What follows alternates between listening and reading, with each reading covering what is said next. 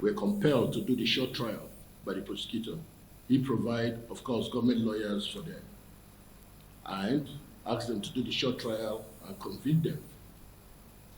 But I decided to do the long trial, where the prosecutor was compelled to bring the evidence that he has against me or even against the Nigerian Association, only for him to produce a forged manual that he called the Green Bible, which they have used to convict a lot of Nigerians, over 200 Nigerians in Italy, on the 24th of November, 2020. And we went, myself and the lawyers went through the Green Bible and found a lot of discrepancies and errors in the Green Bible. For example, page 14 of that so-called Green Bible, paragraph 3 stated that we, the criminal organizations involved in A to Z, were there. And I told the judge that I've never seen an organization that will write in a manual that they are a criminal organization. On page 31, 32, 33 of that so-called Green Bible, we have a 2017 event of a communique of the Green Circuit Association in Asaba in that book. While on page 51 of that so-called Green Bible, it said this book was written in 1978 by University of Benin students. And I said, how can we have a communique of 2017 event inside a book that was written in 1978? So it was very clear that the prosecutor was manipulating the justice system against us. And it became very clear to me too that I was a victim of racial discrimination and manipulation of the Italian justice system by a very corrupt prosecutor, Dr. Stefano Castellani. And when we spoke to other Nigerians that were brought there, the same book, the same format, the same process papers were the same papers, the papers were the same. You only just remove your name and remove the other things that said it's Nigeria Mafia Association. I don't know of any mafia association in Nigeria. I don't belong to any mafia organization, and all those crimes were not proven. So we did all that. While I was there, on the 28th of October, 70 Nigerians were arrested for the same mafia-related offenses, and the only thing they showed on television was a kitchen knife as a proof of evidence. Meanwhile, they still use these 416Bs, Article 416Bs of the Italian Mafia Criminal Code. On the 26th of September, while I was still in prison, 20 Nigerians were convicted and sentenced to 140 years in prison. They were convicted with this same forged Green Bible. I have a copy of it. This same forged Green Bible was what it is. And if you go to Reno Chronicle on September 26, 2020, page 8, you will see there clearly that 20 Nigerians sentenced to 140 years. The appeal is coming up on the 20th of September this month, after 2 years in prison, maximum security in Italy. The 70 Nigerians that were arrested, their trial is starting on the 17th of September this month as well. I'm aware because I kept interacting with them, know about the case before I was released on the 29th of May. It cost me a lot of money to fight, to get a good lawyer. It cost us a lot of stress. My parents, my aged parents, my wife, my friends, my children, a lot of pains and stress. The only reason I'm here today is because God stood by me, and I have good friends and family that supported me to raise the money to pay for the lawyers, and were praying for me, and got the evidence and proof to fight my case as well. It's clear to me that the European Union paid Italian authorities for fighting mafia. So they are capitalizing on that and putting Nigerians in prison and calling them the so-called Nigerian mafia.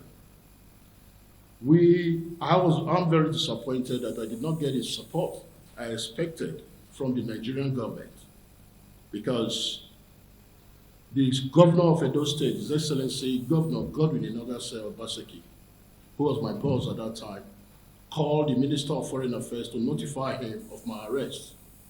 And a senior government official like myself and an executive commissioner who was arrested on official duty not to get his support from the Nigerian government is very disappointing.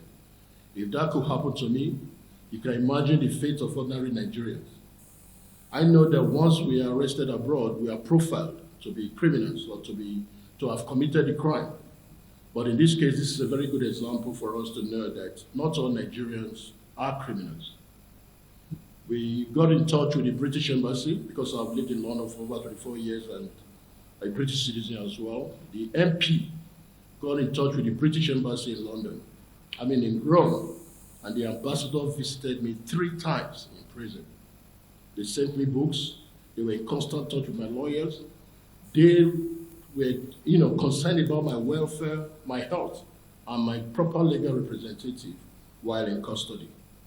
These were the things that the judge took into consideration because they even wrote a letter to the judge, telling the judge that I've lived in London for 24 years without no criminal records, and they are interested in the case. So I'm here today, madam, to notify you of the plight of those Nigerians that are languishing in prison, held under Article 416b of the Italian Mafia Criminal Code, without any single evidence of those crimes committed. I'm here to exhibit my fundamental human rights as well. Myself, my friends, and my family, we're planning to lead a protest in front of the Italian embassy next week to let the world know of the injustice that is being leveled on us, on those innocent Nigerians in prison. Madam, your commission have been doing very well. Okay. So, okay. I think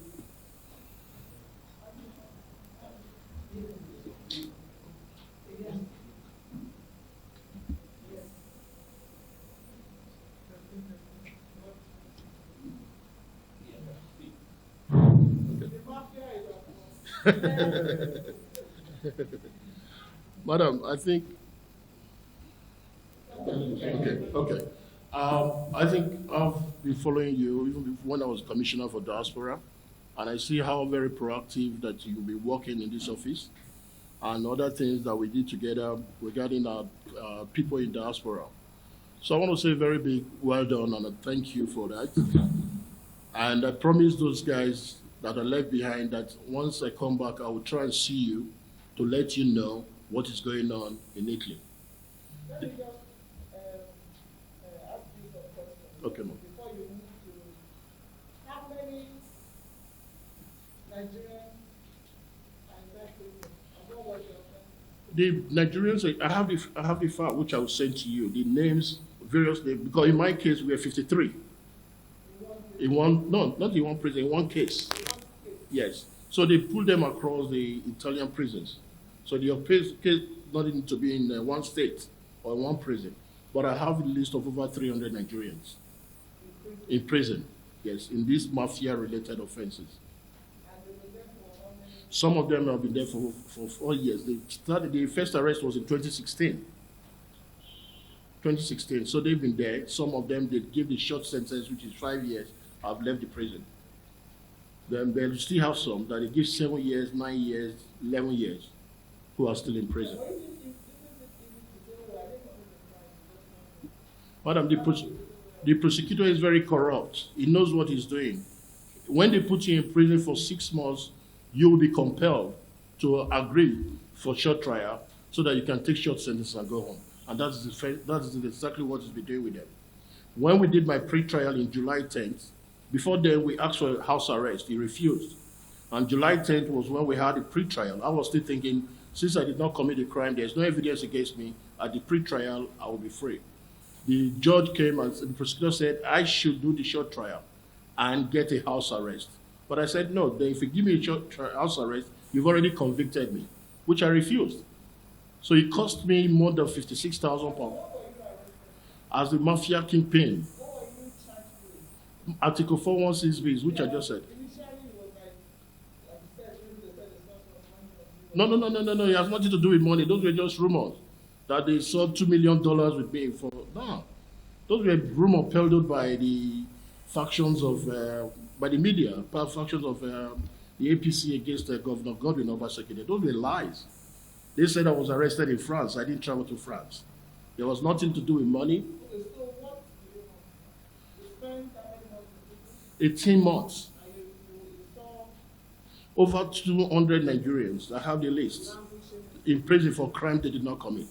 The Article 416b does not concern us. There is no single evidence of that article, the highest Italian Mafia Criminal Code. that they are using against Nigerians, calling us Nigerian mafia. So I do not belong to any mafia organization, and those crimes they said were not even proven in the case file the prosecutor presented. I'm not saying the 300 Nigerians are all innocent of various crimes. Some of them sell marijuana, some of them do credit card fraud, but they should be charged or prosecuted for the crime they committed. So that is what we should look at, not putting the mafia criminal code on them, which there's no single proof of all that. Well, do you inform, I'll ask you a question. I think someone can say, oh, you're saying this because you're angry, because you were arrested. But no, I'm not angry. I'm angry because I wouldn't say I'm angry. I've passed through the process. I've been released. I've been exonerated. The judicial process of that country, the prosecutor has the right to make his appeal, which he's going to do. After the appeal gets to the Supreme Court, before the case is being registered, either against or for whoever they take to court. Then before I can now sue or ask for compensation, that is different. But if I do not create this awareness, these innocent Nigerians who do not have a voice will be languishing in prison for crime they did not commit. The reason I'm seated here today, years before, I have the ex-commissioner, and I am lucky to have very good friends and family who stood by me to raise the money that we were able to raise to pay the lawyers. I'm not angry with anybody. I have the right to sue the prosecutor, which I'm going to do. But I need to raise this awareness, and that's why I'm in your office today. We wrote a letter was written to the Minister of Foreign Affairs. Okay. What goes straight to your prayer about the Nigerians, their condition, and what you want to happen? But I think the condition is very bad. 2 years ago, one of the boys died in prison. In 2018, one other one, a Fusa, they had issue with the Italian the citizens that were in prison too. They boiled oil and poured on him. And the two of the guys I met in Torino prison are already running mental because of the condition of the prison there. And because you have this maximum security, you are locked down 22 hours a day, every day. So you can imagine what will happen, how somebody will feel if he's been there for the past 4 years and he doesn't even know when he's going to come out. So my prayer is to create awareness, which I'm in your office, and we plan to do a protest next week in Lagos in front of the Italian embassy. And after that, I'm going to London. We plan to do a protest in front of the Italian embassy in London as well in September. And if we don't hear from them, we'll take it to Brussels, European Parliament in Brussels. If they don't respond, we'll take it to European Human Rights Court in Strasbourg, in France. And if they don't, we'll take it to them in Rome. But I believe that by the time we do this protest, the whole world will know what is going on in Italy, and that will put them on check. So that they will not either produce the facts that they have against us or release those boys. Because you cannot be arresting somebody for pocket picking and putting a kidnapping or armed robbery charge on that person. Like I said, these 300 Nigerians, there are some of them that does little crimes according to the prosecutor in the case file for credit cards, frauds, and marijuana. Let those boys be prosecuted for the crime they committed, but not putting the mafia crime on them without any single evidence of those allegations. Thank you very much. Again, we commiserate with you on your plight, and you were our focal person for diaspora for Edo State. You were Edo State Commissioner for Culture and Diaspora, so we had cause to work with you. So again, sorry about what you went through, because according to you, you did not commit the crime, because eventually they freed you, right, and let you go. But the key thing is what you saw in prison. According to you, about 300 Nigerians in prison in Italy for what you believe they didn't commit. So first thing we are going to do, with the formal letter we've received from you, we're going to take it up with the Office of the Attorney General of the Federation. There are many cases that the Attorney General of the Federation, Mr. Malami, has handled that has to do with the Nigerians in the diaspora being maltreated. And I believe that this is one that we'll take to the Attorney General, and I'm sure he will look into it, because you're out of prison, quite all right, for what you said you didn't commit, and what you said there was no evidence. But there are so many. I mean, 300 is outrageous. Are you sure of that figure? 300 is outrageous. They just do it all the time. 70 Nigerians in October, 20 Nigerians in September, 51 Nigerians. For mafia-related offenses. We haven't seen no evidence. These are things that are verified. We can Google them.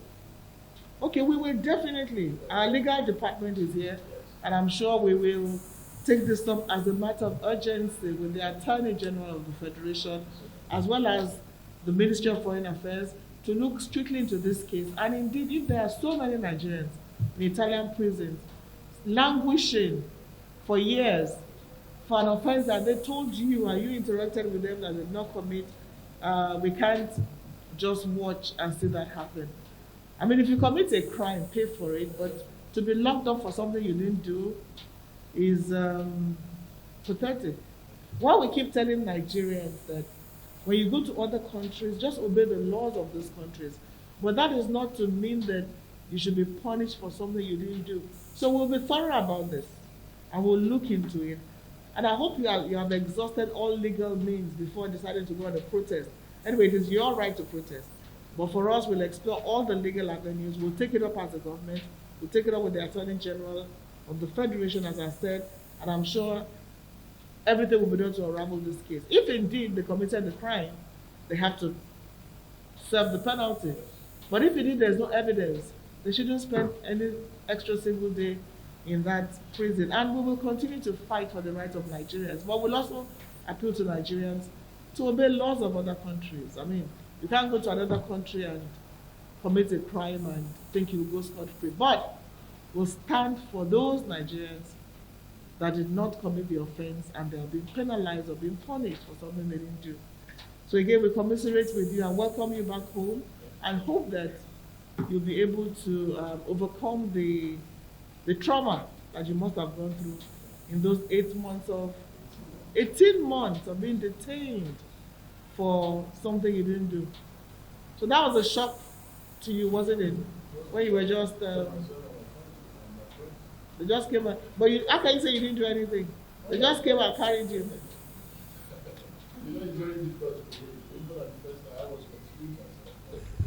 I was arrested on the 2nd of December in Amsterdam, Schiphol Airport, Amsterdam, while I was about to connect a flight from Amsterdam to Berlin on the invitation of the Nigerian ambassador to Germany, His Excellency Ambassador Yusuf Tuga, for a meeting relating to the stolen artifacts.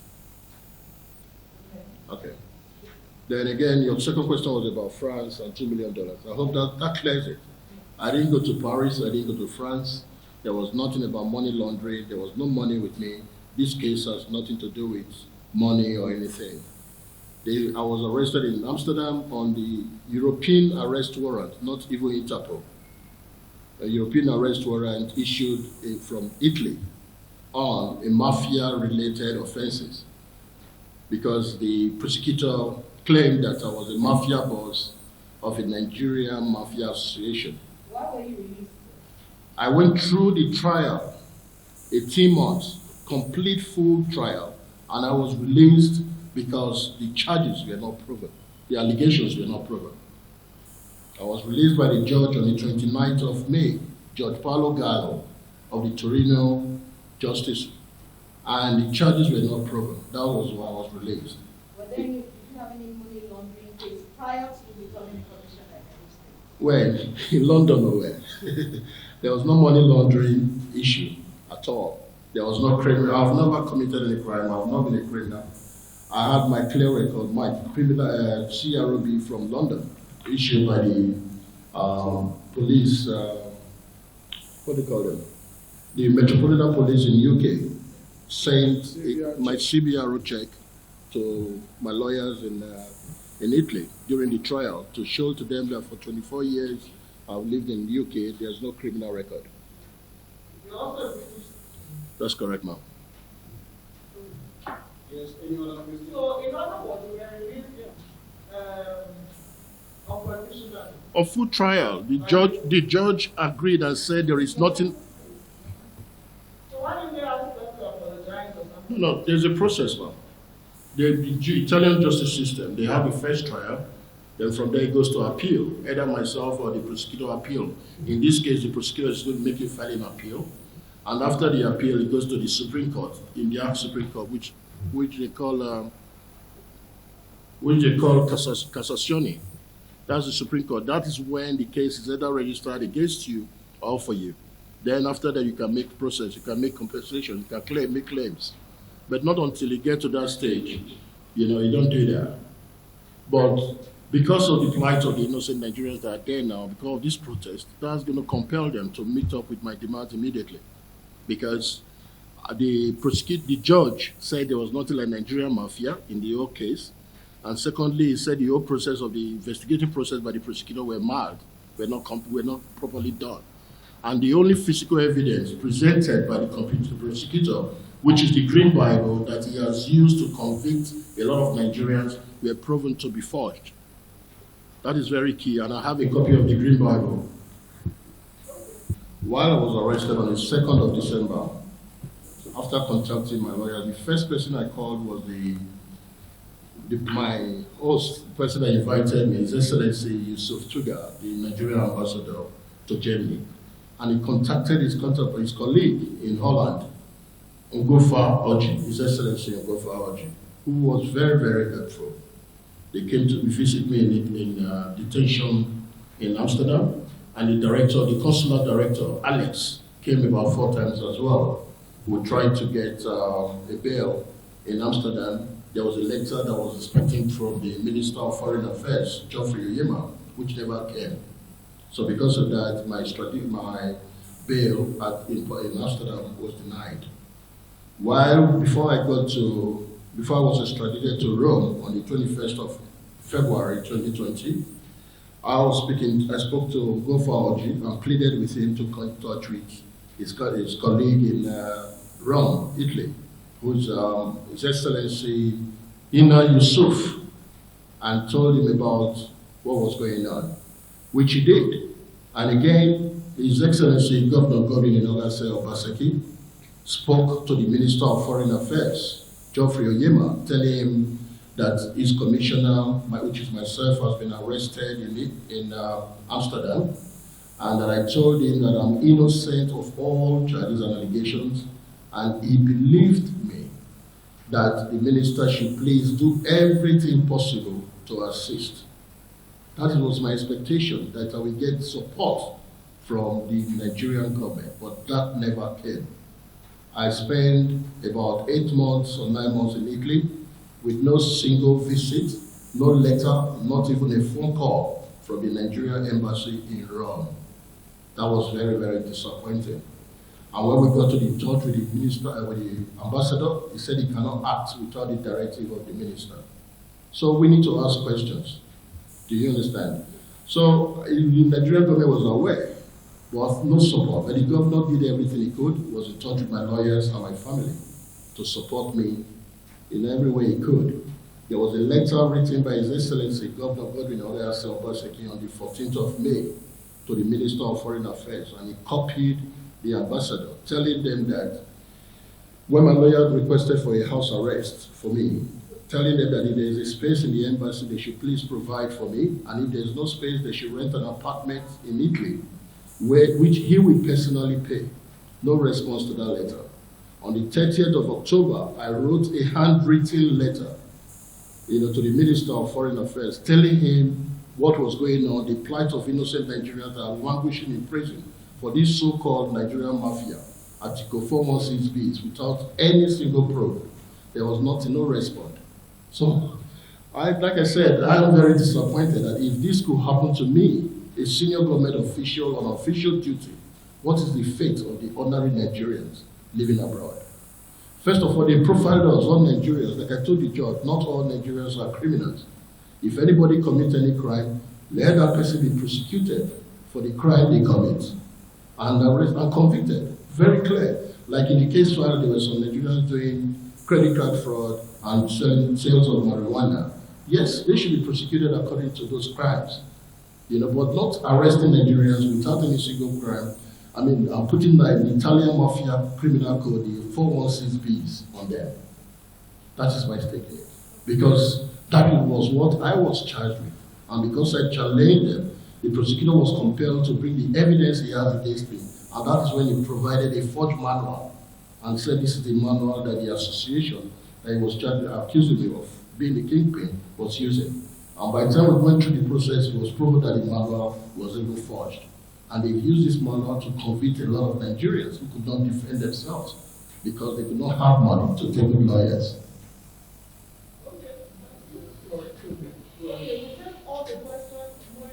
If we have to go through the process of diplomatic channel, these boys will languish in prison for 5-10 years. We are going to, we're doing a protest, a peaceful protest on the 26th of this month in front of the Italian embassy. We'll have all the media coverage, we'll have social media, that will put pressure on Italy, on the justice system to look into this matter and my concern. And if I'm lying, they will come out to refute it. But if I'm saying the truth, which I'm very sure of, and I'm a victim, because there's nobody that knows better than me in this case, they will be compelled to look at these cases and make sure that these innocent Nigerians are released. The reason I'm here today is because of my status, and because I have good friends and family, and the governor of Edo State who stood by me to raise the funds that cost me millions of naira to pay. These Nigerians do not even have money. I was the one taking care of most of them, buying their needs in prison. This should not be happening. This is modern day slavery because the Italian justice system is very complex and corrupt, and they are collecting money from the European Union that they are fighting mafia. We don't have Nigerian mafia. We don't have mafia in Nigeria. You cannot use the highest Italian mafia criminal code 416Bs against people without evidence of crime committed. It's very clear.